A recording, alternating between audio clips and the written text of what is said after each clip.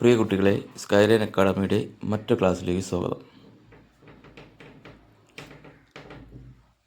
But when they went out into the courtyard at the first light of the dawn, they found the whole neighborhood in front of the chicken coop having fun with the angel. The visitors were tossing him things to eat through the openings in the coop. It was as if he weren't a supernatural creature but a circus animal.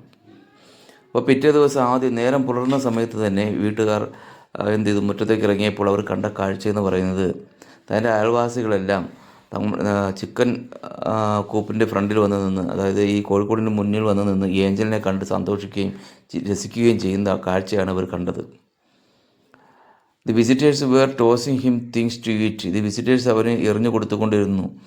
ഏതിലൂടെ? ഈ opening in the കൂപ്പിൻ്റെ ഓപ്പണിങ്ങിലൂടെ, അതായത് കോഴിക്കോടിൻ്റെ ഓപ്പണിങ്സിലൂടെ ഏഞ്ചലിന് തിന്നാനുള്ള സാധനങ്ങൾ എറിഞ്ഞു കൊടുത്തുകൊണ്ടേയിരുന്നു.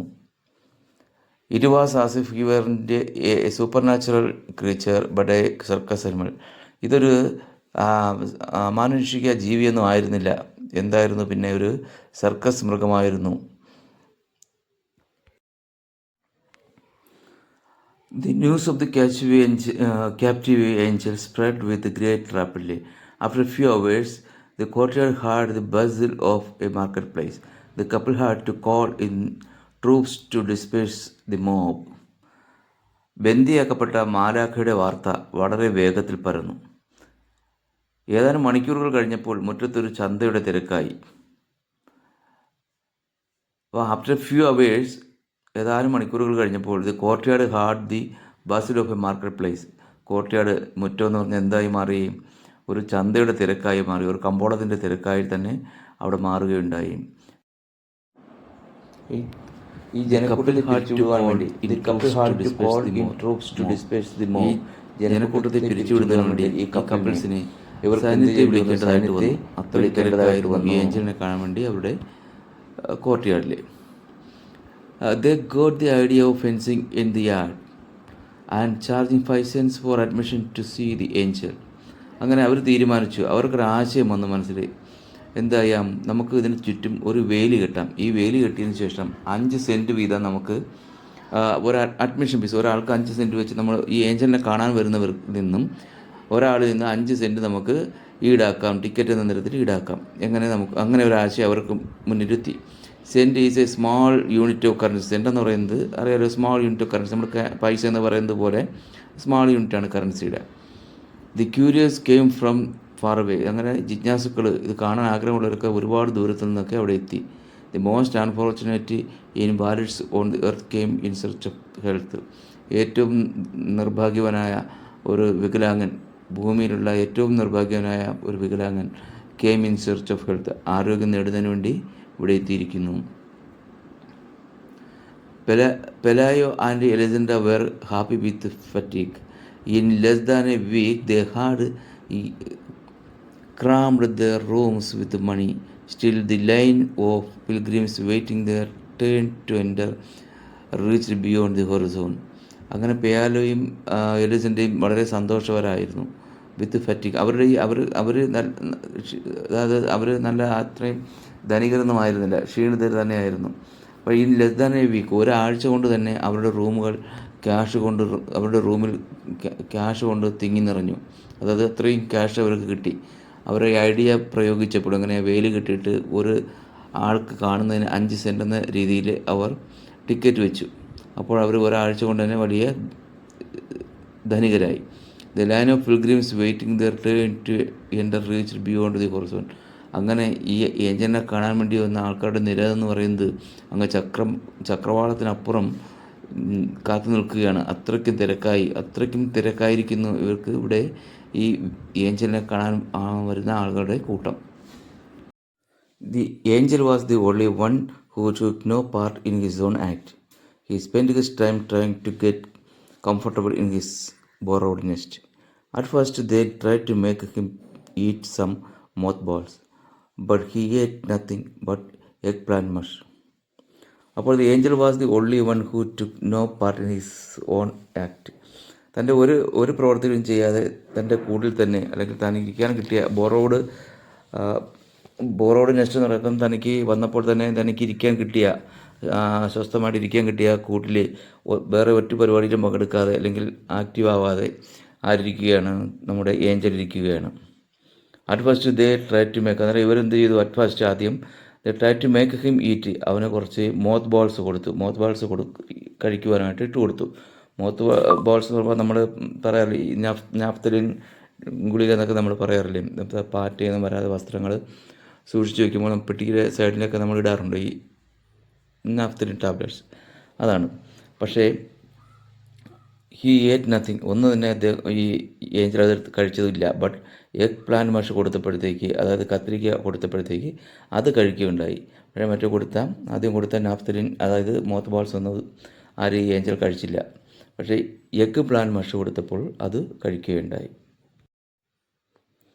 His only supernatural virtue seemed to be patience. He was quite patient when the hens pecked at him, searching for the parasites in his wings. അവൻ്റെ ഏക അമാനുഷികമായ ഗുണമെന്ന് പറയുന്നത് ക്ഷമ തന്നെയായിരുന്നു. അവൻ്റെ ചിറകിലുള്ള പാരസൈറ്റ്സ് എന്ന് പറയാമല്ലോ, പാരസൈറ്റ്സ് ചെറിയ ചെറിയ ജീവികൾ, പാരസൈറ്റ്സ് എന്ന് പറയുമ്പോൾ പരാന്ന ഭോജികൾ എന്നാണ് നമ്മൾ പറയുന്നത്, മറ്റുള്ളവയെ ആശ്രയിച്ച് ജീവിക്കുന്നവ. അവയെല്ലാം കൊത്തിയെടുക്കാൻ വേണ്ടി കോഴികൾ അവനെ കുത്തുമ്പോൾ അവൻ വളരെ ക്ഷമയുള്ളവനായിരുന്നു. He was patient again when the cripples pulled out his feathers to touch their limbs with. അവശതയുള്ളവർ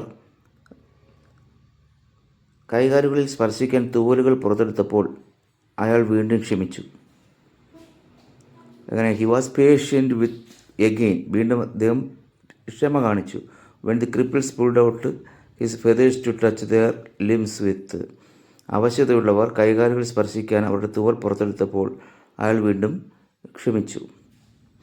he remain patient when even the most merciful threw stones at him.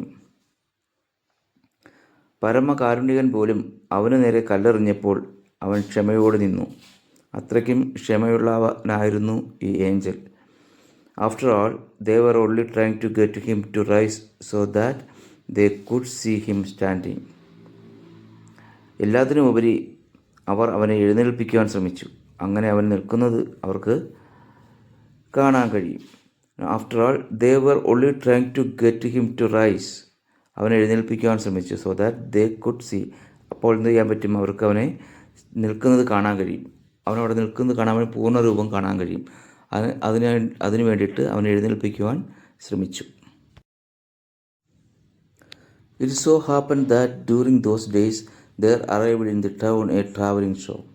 The main attraction was a woman who had been changed into a spider by a burst of thunder and lightning. The admission fee to see her was less than the fee to see the angel. So the people flocked to see her. They were also permitted to ask her all manners of questions about her absurd state. It so happened during those days, ആ സമയത്താണ് അവിടെ there arrived in the ടൗണിൽ എന്തെത്തിച്ചേർന്നത്, ഒരു യാത്രാ മേള അല്ലെങ്കിൽ യാത്രാ show അവിടെ എത്തിച്ചേർന്നത്. ആ സമയത്തായിരുന്നു ടൗണിൽ ഇങ്ങനെ സംഭവിച്ചത്.